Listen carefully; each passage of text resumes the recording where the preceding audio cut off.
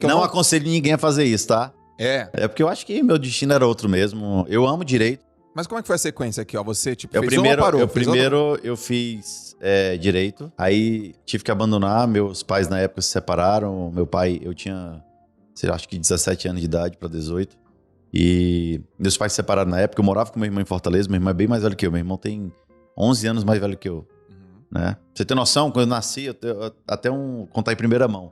Eu comecei já a escrever um livro, mas isso eu vou terminar de concluir esse livro daqui muitos anos, que eu quero fazer um livro da minha vida, né? Mas como eu acho que eu ainda tenho muito chão para caminhar, eu quero montar tudo que eu acredito que vai incentivar as pessoas de alguma forma, porque o nome do livro é Não Era Pra Eu Estar Aqui, porque minha mãe não podia mais ter filho, né? 11 anos depois, minha irmã tem 10 anos de diferença para mim, e meu irmão 11. Minha mãe, na época, eles não faziam, tirava as trompas e nem ligavam, eles davam um nó. Tá, eu lembro dessa história. 11 anos depois, desligou. Minha mãe engravidou. Teve uma tia minha que tentou de toda forma fazer a cabeça da minha mãe para abortar, porque ela já tinha uma idade avançada e podia eu nascer com algum tipo de problema. E minha mãe, ela disse que nunca pensou em abortar, mas muita gente dando pressão, aí ela decidiu, não, eu vou ter. E, cara, tô aqui, não era pra eu estar aqui, mas eu tô. Então, assim, Caracas, meu. fui embora, eu sou de Fortaleza, morei quase parte da minha vida, quase toda em Sobral. Não é à toa que, assim, não rejeitando Fortaleza, que eu amo, o lugar que eu mais amo. Mas minha cidade que eu considero natal é Sobral, passei minha vida quase toda lá, né? E quando eu morava em Fortaleza, o meu pai é policial rodoviário federal. Na época ele estava separando da minha mãe. Minha mãe entrou em depressão. Ele não podia mais pagar a minha faculdade, não que ele não tivesse condições, mas como ele acabou tendo outra pessoa e a despesa dobrou, meu irmão era mais velho e estava fazendo faculdade também. Tá. Então a gente optou, assim, colocando os dois pesos na balança, a gente viu, cara, são menos oportunidades pro Mota do que pro Kaká, porque o Mota já tá com a idade mais avançada, então ele continua no direito e o Kaká vai ter que trancar a faculdade. Você fazia direito. Fazer direito. Aí eu fui fazer eu disse assim, eu tenho que arrumar um emprego pra tentar me pagar minha faculdade e pra ganhar meu dinheiro, pra não depender, né? Ter noção, cara, E assim, não tô falando que durante minha vida a gente teve uma vida apertada, não. Muito pelo contrário, meu pai sempre deu tudo do bom e do melhor pra gente. Sempre proporcionou tudo de melhor. Eu sei que ele fazia um sacrifício muito grande, mas eu queria muito minha independência. Então, existia uma empresa chamada Glaverbel na época, me lembro como se fosse hoje. Uma empresa francesa, que tinha um dos donos era brasileiro, que era o Claude Solon, e tinha o Rivônio, que era o gerente geral dele. Era uma empresa de vidros. Eles traziam, foram as primeiras empresas do mundo a trazer para o Brasil o vidro que não tinha incidência solar. Então, você colocava o vidro aqui, o sol batia, então esquentava menos a sala, porque passava só 15% de incidência solar, 20%, entendeu? E eles tinham uma empresa que era fornecedora de película automotiva. E eu, com mais 19 pessoas, a gente passamos uma semana fazendo um treinamento para aplicar a película em carro. Aí não era minha vontade de trabalhar com isso, mas eu precisava trabalhar alguma coisa. E passei uma semana fazendo esse treinamento. E nessa época a gente eu fui a pessoa que mais que conseguiu ter menos desperdício na hora dos cortes e colocar com mais perfeição, cara. Aí o Rivônio e o Claudio Solon me chamou para uma entrevista. E me lembro como se fosse hoje. Do jeito que você tá aí, o Claudio Solon aqui, o Rivônio aqui e eu aqui. Aí a primeira pergunta que eles fizeram pra mim, nem me deram bom dia nem nada, disse assim, eu tenho uma pergunta pra te fazer pra começar tudo. Eu disse, o que foi? Onde você imagina estar daqui 2 anos? Eu disse, cara, no lugar de vocês dois aí, entrevistando a próxima pessoa que vai estar no meu lugar. Aí, desse dia, cara, foi a única pergunta que eles me fizeram na entrevista. Caraca. Eu saí de lá como supervisor de vendas. Um mês depois virei gerente geral de vendas deles lá. Não, mas peraí, então você entrou como cara que fazia eu ia fazer instalação de película. Aí no final... Cara, que assim, é o carinha que cola lá a película no vidro. Isso filme, né? Isso. Que a gente... Você era aquele cara. Nunca cheguei a trabalhar com isso. Eu fiz o teste durante uma semana pra aprender a aplicar. Por quê? Porque era a película ela também diminuía a incidência solar. A outra era uma película de proteção, que tinha 30% de proteção, 50%. Tá bom. Então eu fiz o teste pra aprender durante uma semana, como se fosse um curso. Eles deram um treinamento pra 20 pessoas. Né? Dentre elas eu estava. Eu e meu irmão, inclusive, e a ex-mulher do meu irmão também na época, que foi onde ele conheceu ela quando casou. E a gente fez todo mundo junto. E no dia da entrevista, pra saber se a gente estava aprovado ou não pra ser instalador de película, foi onde tudo virou. Entendi. Aí eu virei supervisor de vendas, que era uma empresa chamada Bonzão Auto Center, era uma rede, que se eu não me engano, do Sul, que foi aberta lá também, pra fazer instalação de película, polimento automotivo com garantia de 1 ano. Eu me lembro, cara, tinha polimento Silver e Diamond e Gold. O cara ia lá pra lavar o carro. Foi uma das primeiras do Ceará, lava-já seco. Então o cara ia fazer um lava-já seco, saía de lá com as películas no carro, polimento de 1 ano. Eu dava um jeito de vender. E aí eu fui me destacando, um mês depois eu virei gerente geral de vendas lá, cara. Um mês? Um mês. Cara, olha só, uma resposta, hein, Kaká? Um mês. Uma resposta. Você teve... Meu DNA é muito de venda, cara. Eu amo. Eu, assim, se você perguntar se eu sou um cara da administração, eu sou péssimo em organização. Eu tenho minha organização financeira. Não, o Kaique, ele atrasou aqui no podcast? Não, né? Não teve, né? Ele é organizado, né? Ó, começa... É verdade, cara. Caraca, mano. Começa pela minha agenda, mano. A gente tava discutindo isso agora. Organizado. Eu tenho uma mania muito feia, gente, de pegar... Aqui tá funcionando, né? Eu tenho uma mania muito feia de pegar e, assim, eu vou marcando as coisas. Eu tenho um grande problema, tá? Que, graças a Deus, agora com a assistente, eu vou conseguir sanar isso. Dizer não. Ah, então você vai... Mano, imagina o seguinte. Marca três compromissos do mesmo... Cara, eu sei que eu não vou fazer negócio numa coisa. Eu não quero dar um não pro cara pra não ser indelicado com o cara. Eu atendo ele. Só que assim... Mas já sabe que não vai rolar. Eu já sei que não vai rolar. E eu tinha que aprender isso. Por quê? Eu sei que o tempo, cara, é nosso ativo mais precioso. Então, assim, se eu não souber administrar meu tempo, 1 hora que eu perco pra dar um não pro cara, sabendo que eu já vou dar um não, eu podia estar empenhado em fazer, gerando esforço em outras coisas, cara, que vai trazer resultado. Uma hora tua custa caro pra caramba. Não, eu acho que custa, cara. Por isso que eu cancelei o podcast semana passada. Ele não quis me pagar? Brincando, pô. Aí eu tô fazendo várias promessas aqui pra ele hoje. Como é que eu vou pagar esse podcast aqui? Nada. É uma honra. E, cara, assim, então... eu sempre tive no DNA essa questão da venda.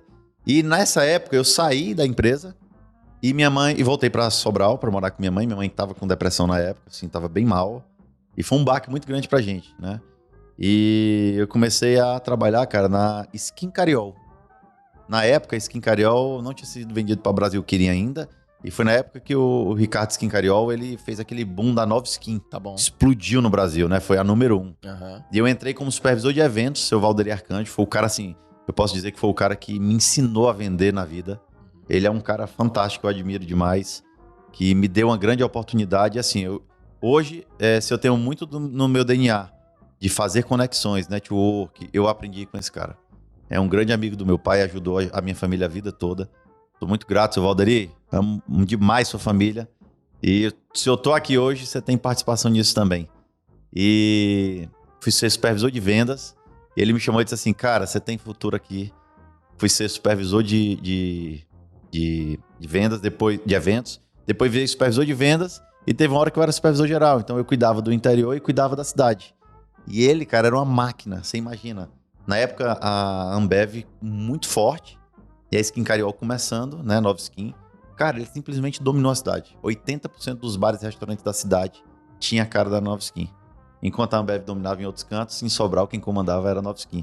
E eu achava fantástico aquilo, porque ele tinha vendido outras cervejas. Por exemplo, o Belco era uma cerveja antiguíssima, não lembro como se fosse hoje. Glacial, que eram cervejas que não vendiam, popular zona. E ele conseguia... E eu admirava muito ele por isso. Eu disse, cara, esse cara, se botar areia dentro de um saco, ele vai conseguir vender, né? E ele me ensinou muito. Então, trabalhei um bom tempo com ele, aprendi muito nessa época também. Depois saí de lá, cara, montei uma mini fábrica de estopa. Sabe aquelas restos de tecelagem que usa em oficina pra fazer... Nunca viu, não, estopa? Já vi, Pronto. já vi. A gente comprou uma máquina, aí a gente comprou um caminhãozinho pequeno e a gente começou a rodar. O Ceará, eu pegava a máquina, produzia estopa, comprava trapo costurado, que também usava muito em oficina e gráfica, e a estopa de poliéster, que era uma estopa colorida também, que eles usavam pra tirar álcool das máquinas de gráfica. É aquela de mecânico. Mecânico, isso. Que a branquinha assim, você puxa um pedacinho. Tem a banquinha, tem a colorida de poliéster, a branquinha de algodão e tinha um trapo costurado. Alguns cantos gostavam de um, outros gostavam de outro. Cara, botava tudo num caminhão, aí eu e outro cara, que era o Eduardo, que era um vendedor que a gente tinha contratado. Ficava ele no caminhão, rodava o Ceará todo, cara. Mas isso aí foi depois de ter parado de fazer direito. Depois de parado de ter feito direito. E onde que tem aí administração e contabilidade? Eu vou já chegar lá. Aí peguei, acabou que não deu certo. Eu levei o negócio, meio quebrei o negócio. Era difícil a venda, o custo era muito alto, eu era descontrolado com questão de gastos. E isso fez com que o negócio viesse a fechar, né? E depois disso, o que é que eu fiz?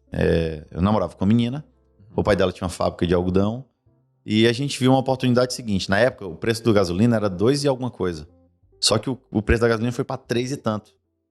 E lá no Ceará, tinha uma empresa, que não lembro o nome dela agora, que ela era uma usina de álcool. Aí o que é que eu fazia? Eu descobri o cara que vendia, eu comprava o combustível dele, a gente pegou, mandou fazer um cilindro de aço inox, eu vim para São Paulo, comprei uma bomba de aferição de combustível, coloquei num reboque, engatei no carro e eu comprava o álcool dele a 1,26 e vendia a 1,80 para os carros flex. Só que na época não existia tanto carro flex. Então eu vi aqui na Biodiesel Safe, que eu acho que era o nome da empresa, e eu comprei um aparelho que transformava o carro em flex. Então eu vendi o álcool e o cara que não podia comprar álcool, eu vendi o aparelho e depois vendi o álcool.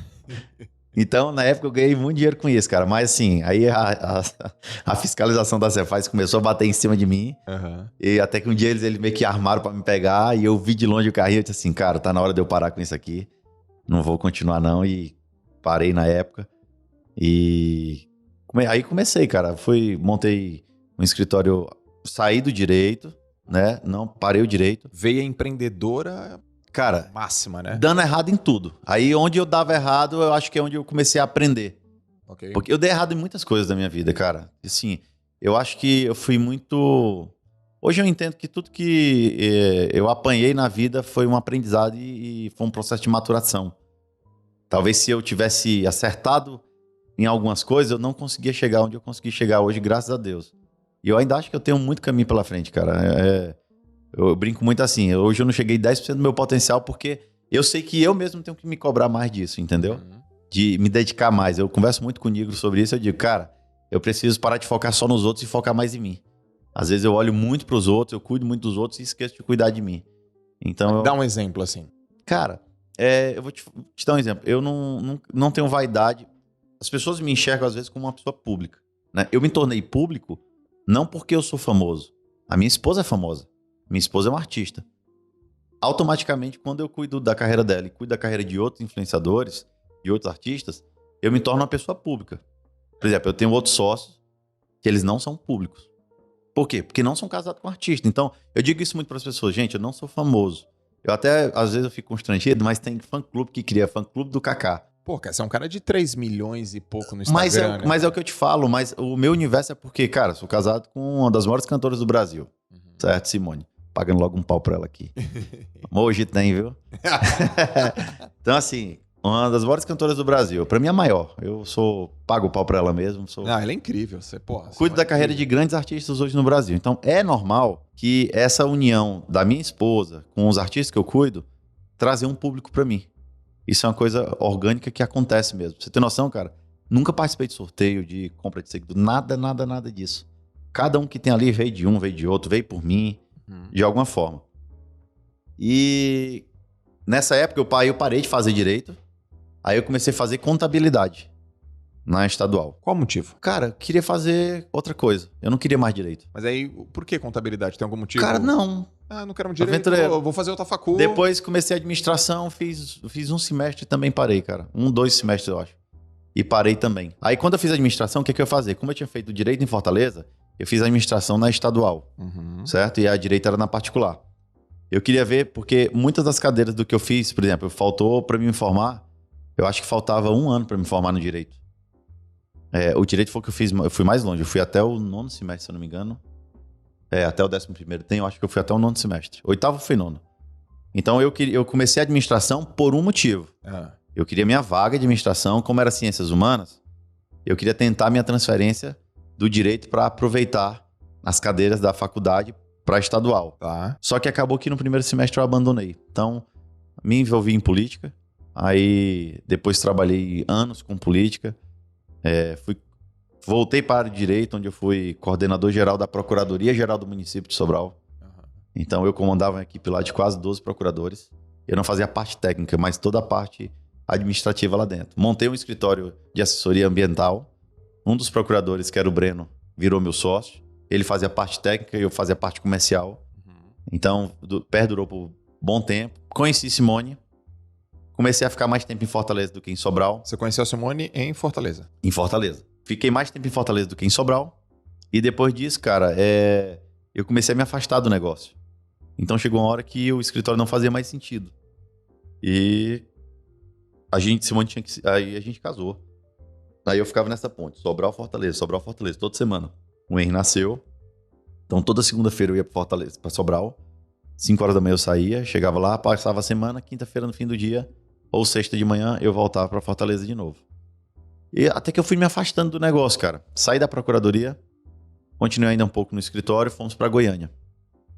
Cara, pra mim foi eu acho que desses 8 anos de casado com Simone, pra mim foi o melhor período da minha vida e ao mesmo tempo um período mais difícil. Porque quando eu fechei o escritório, antes de eu começar a trabalhar com elas, que aí foi onde começou tudo mesmo da parte artística, porque há 12 anos atrás eu vendia shows de um amigo meu, que era o Avni Vini. Tá. Então eu fui o primeiro cara que vendeu show pra ele fora do estado do Ceará, vendi no Piauí, Maranhão. Eu já tinha uma experiência com o mundo da música. Já tinha feito show em Sobral, tinha tomado ferro. Já? Quantos habitantes tem em Sobral? Cara, se eu não me engano, hoje tá pra 250 mil. Tá, 250 mil. Entre 230 e 250 mil habitantes. Eu fui embora pra Goiânia. Quando chegou lá, um período meio que pra mim foi muito apertado, porque eu fechei o escritório, eu não tava mais na procuradoria, né? No meu escritório eu ganhava muita grana, mas como eu era solteiro, antes de eu casar, eu gastava muita grana. Então imagina o seguinte, eu fechava um projeto aqui e tal, recebia X. Dá um exemplo aqui, 20 mil. Cara, eu era muito maluco. Eu sumia quinta-feira e voltava segunda-feira pra casa, sem nenhum puto no bolso. Torrava com cachaça, com raparigagem. Alugava um avião, botava 5 mulheres dentro. Eu fazia loucura, cara. Loucura. Assim, e te falo, se não fosse Deus na minha vida, cara, eu tive muitos livramentos de morte. Eu fiz muita coisa que hoje, quando eu paro pra pensar, eu disse assim, cara, Deus me livrou da morte naquele dia. Porque... Da morte? Da morte, cara, muitas vezes. Quantas vezes eu dirigindo o carro bêbado, voltando de uma festa, eu olhava pra uma curva, olha isso como é forte em mim. Eu lembro até hoje disso, porque pra mim foi muito marcante. Quantas vezes eu voltando de uma festa de manhã, 5 horas da manhã, bêbado, eu olhava pra uma curva e ficava pensando, o que acontece se eu acelerar aqui? Será que eu morro? Eu ficava com esse pensamento, pra você ver como era louco. Só que eu já tava num processo de transição em aceitar Jesus na minha vida. Então aquilo ali foi um processo doloroso pra mim, porque eu vim de uma família católica, né? 27 anos, até meus 27 anos eu era católico. Mas eu nunca tinha conhecido Deus de forma profunda. Simone foi quem me apresentou mesmo a Deus, onde eu conheci. E, cara, mas sempre assim, sempre confiando nele. Fui pra Goiânia, passei um perrengue lá, então eu comecei a viver em Goiânia lá na época, você imagina. Simone começou a dar um pezinho no nacional. O motivo de ter ido pra Goiânia é porque é muito forte com a questão do sertanejo. Sertanejo, porque lá era logística. Então, assim, como as meninas iam começar a carreira sertaneja, né, que sempre teve no DNA delas o sertanejo, elas tinham que estar no epicentro do sertanejo, da música sertaneja no Brasil, que é Goiânia. E a gente foi. Então, durante 6 meses, cara, eu fiquei assim, num aperto financeiro da Simone me ajudar mesmo. De eu estar aqui com 2.500 conto e dos 2.500 eu já ter, tipo, 3.000 todo mês comprometido. Então, sempre ela me ajudava de alguma forma. Foi onde eu comecei a trabalhar com elas. Então, peraí, quando você não foi pra trabalhar com ela. Você foi mesmo pra acompanhar a sua esposa. Eu fui pra acompanhar minha esposa, mas aí meu negócio eu fui te deixando de lado. Entendi. Então, automaticamente não fazia mais sentido eu continuar, porque eu não tava mais trabalhando no meu escritório. Okay. A gente desfez o negócio. E eu comecei depois a trabalhar com ela, depois de 6 meses isso, morando lá. Porque tua veia de venda empreendedora é fortíssima. Isso. E eu fazia a logística delas, olha que negócio doido. Só que depois disso... Mas quem faz a sua... Cara, mas aí que tá, você acredita? Pros outros você faz bem, né? Eu vou te falar, e elas estão ouvindo isso. Hoje eu duvido elas ainda terem uma logística arrumada como eu fazia. É mesmo? Elas tinham horário de sair, o tempo que elas iam percorrer de avião de uma cidade para outra, transfer, quantos quilômetros era do aeroporto até o hotel, tempo que elas tinham que estar até a festa, o tempo de volta. Eu calculava tudo delas. Quanto ia ter de despesa do avião no final de semana, quanto é que é o custo, quantos contratantes tinham pago de transporte, quanto Eu fazia conta de tudo. A gente tá falando do que ano aí? 2014, talvez? Não, 2015. 2015. Pô, mas elas já estavam bem aí. Ela tava começando. Tava começando já. Tava começando. Foi assim, foi no começo nacional. É porque também elas começaram e foi um troço... Foi. Meteórico, né? É. Elas começaram no sertanejo, né? Na verdade, as minhas têm hoje 26 anos de carreira já. Sim. Passaram aí é outra história longa que vai precisar de 3 horas de podcast aqui pra falar. Mas Simone morou em Barra de Lona, cara, num garimpo no Mato Grosso. E elas pegavam, enrolavam pano em pedra pra fazer de travesseiro. Então, assim, tiveram uma vida bem sofrida. O pai foi enterrado como indigente.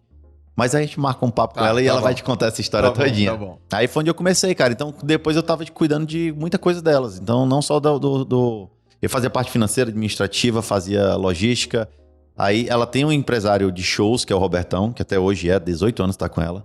Que é como um pai pra mim também. Aprendi muito com ele. Sim. E quem cuida delas até hoje. Mas assim, eu ajudava muito ele. Então eu entrei dentro da empresa dele também, que era Social Music na época. E eu começava a fazer tudo, comecei a fazer eventos. E foi onde eu conheci o Carlinhos Maia através da Simone. Tá. Simone gostava muito do Carlinhos Maia e disse assim, ó, esse menino vai explodir. Simone, passando o dedo aqui no Instagram. Aí não tem uns populares, né, que eles oferecem. Ele tava lá e ela começou a assistir. E Simone, ela tem um negócio que todo dia, 3, 4 horas da manhã, cara, ela vai no banheiro fechir. Parece impressionante. 3, 4 horas ela acorda, fechir. Ela dorme sem beber água, porque se ela beber, ela vai fechir. E eu dormindo em casa e tal, quando eu ia ver Simone dando gargalhada de madrugada. Aí, cara, passou uma semana, 2, 3, eu disse, rapaz, não pode, eu tô pegando chifre, só pode. Essa mulher achando graça o tempo todo aqui de madrugada, deve estar batendo papo com alguém. Aí eu disse assim, Simone, que porra é essa que tu tá fazendo? Aí ela disse, amor, olha isso aqui, esse menino vai explodir, tal, é talentosíssimo, tal, e falou. E eu peguei um abuso dele, porque eu não via graça. Tá. E eu não queria assistir, eu era resistente a isso. Tá. Só que ela assistia o dia todo, cara, o dia todo, impressionante. Simone era o dia todo, ela virou um fã mesmo. Até que um dia eu disse assim, eu vou assistir ele. Eu vi e disse assim, cara, existe um mercado que a Non-Stop já existia, pra você ter noção. Tá. Ela existia, eu acho que há 1 ano e meio. Com um propósito de trabalhar com influenciadores. Só que não tinha nada a ver comigo, eu não era da Non-Stop. A Non-Stop era do Alex e do João. Tá bom, então nada a ver... E do Sérgio. Tá, mas já tinha esse propósito, tá Isso, bom. Mas a Non-Stop trabalhava com shows, que foi quando ela começou com o Whindersson, lá atrás. Tá bom. E eu disse assim, cara, tem uma oportunidade de negócio aqui, um mercado que ninguém tá enxergando. E só que a Non-Stop já enxergava isso, os meninos, né? Tá. E eu peguei assim, Simone, manda um direct pra ele e fala que você tem um marido aqui que quer conversar com ele sobre cuidar da carreira dele. Aí ela mandou... Mas peraí, cara, isso na primeira olhada que você deu nos stories, você já percebeu isso ou você olhou mais? Cara, não, a primeira vez que eu vi... Bateu e falou, pô, tem coisa aí. Tem coisa. Quando eu vi... Legal isso, cara. Quando eu me permiti enxergar aquilo ali, eu disse assim, cara, esse menino aqui, ele tem um caminho e dá pra explodir. Sabe por que, Cacá, eu tô te perguntando isso? Porque eu fico te ouvindo e eu fico prestando muita atenção. Porque quando o teu ex-chefe fez uma pergunta, onde você quer estar? Você falou, quero estar aí. Não, foi automático. Então, exatamente. Quando você olhou o cara, você tem essa sensibilidade. Foi automático, tenho. Pô, cara, porque, peraí, fala com esse cara que eu quero trabalhar com ele. Cara, graças a Deus, eu nunca, quando eu olhei pra por exemplo, eu vou te dar um exemplo. A Juliette, tá? A Juliette, ela, quando foi na primeira semana de Big Brother, todo mundo, o Aina é o menino que cuida dela, que é o melhor amigo dela, ele não vai deixar mentir na época. Quando todo mundo começou a bater na Juliette, porque disse que ela era chata demais, como se ela estivesse indo pra cima do Fiuk, né? Quer dizer, eu vou casar com você, Fiuk, vamos casar. Nos primeiros dias. Na primeira semana. Ela tava naquele quarto lá ainda. No primeiro ou foi no segundo dia? Eu reuni o time da gente, a gente tava na reunião de publicidade, eu disse assim, ó, cara, essa menina aqui vai pra final do Big Brother. Porque ela tinha aquele jeito doidinho dela, mas eu vi a essência nela. Sim. E eu disse no primeiro dia, todo mundo criticando ela, eu disse, essa menina vai pra final do Big Brother. A Ingrid e o Zé, que é do meu time, não deixam mentir. Uhum. E olha onde é que a Juliette tá hoje. Então, assim... Ela é o maior fenômeno, né? É o maior, cara. Eu acho que nos últimos anos... eu acho que, por exemplo, depois de Carlinhos, Tiru, GK, né? De todo esse fenômeno que existe na internet com vários outros influenciadores, eu nunca vi ninguém crescer de forma tão rápida e orgânica como ela. Ela cresceu muito. Então, assim, ela cresceu... Ela tá com quantos seguidores agora? Vai pra 19 agora. E ela entrou, tipo, com... 3 mil. Uau. Então, era uma menina que eu peguei... Quando todo mundo desacreditou, eu enxerguei nela e disse, cara, essa menina... Inclusive, ela tá convidada pra vir pra Non-Stop, tá? Boa. Juliette, vem pra Non-Stop. Vamos. Então, assim, eu sempre tive o feeling de enxergar essas coisas. Mas, novamente, eu falo, eu aprendi com o tempo que a gente não pode botar a mão naquilo que a gente não sabe fazer, cara. Eu acho que a gente tem que entender que o que falta em você, às vezes, sobra muito no outro. E você tem que aprender a trabalhar entendendo como funciona esse processo. Meu modus operandi hoje é o seguinte, eu amo fazer network, eu amo ter ideias, eu amo começar os negócios para gerar um processo. Mas eu não sou o cara de processo. Tá bom. Então não adianta eu, por exemplo, eu podia ser hoje o CEO da Nonstop. Eu não sou o cara que sei administrar. Então eu sou o CEO. Eu sou o cara ali que eu gosto de sentar, de chamar as pessoas. Você abre porta pra caramba, Eu abro porta. Então assim, eu gosto de fazer conexões. Né? O Alex já é o cara que é o cara de processo, é o cara que gosta do administrativo, né? É advogado, ele tem a veia de processo no core deles, né? Então... O que tá acontecendo com os advogados, hein, meu? Eles... O Rafael Cunha, você sabe que o Rafael Cunha era advogado, né? Olha lá. Rafael Cunha era advogado criminalista, lá em João Pessoa, outro talentosíssimo. E a gente pegou ele era bem pequeno ainda, cara. Você imagina, ele foi criticado por todo mundo. Porque ninguém acreditava que um cara com uma carreira legal, bem sucedida, na área criminal, se eu não me engano, largou tudo pra fazer vídeo na internet, virar influenciador. Olha que legal. E, cara, olha a vida dele, a guinada que deu, né? Eu acho que assim, toda profissão você consegue ganhar dinheiro, cara. Deu uma guinada boa mesmo. Toda profissão você consegue ganhar dinheiro. Eu acho que você tem que encontrar, não é a profissão que dá dinheiro. É o que te dá prazer de trabalhar e o dinheiro vai ser consequência daquilo. Não adianta eu estar no direito se o direito não era uma coisa que eu queria. Entendeu? Talvez eu fosse um cara totalmente fracassado hoje. Sim. Frustrado em relação à minha profissão.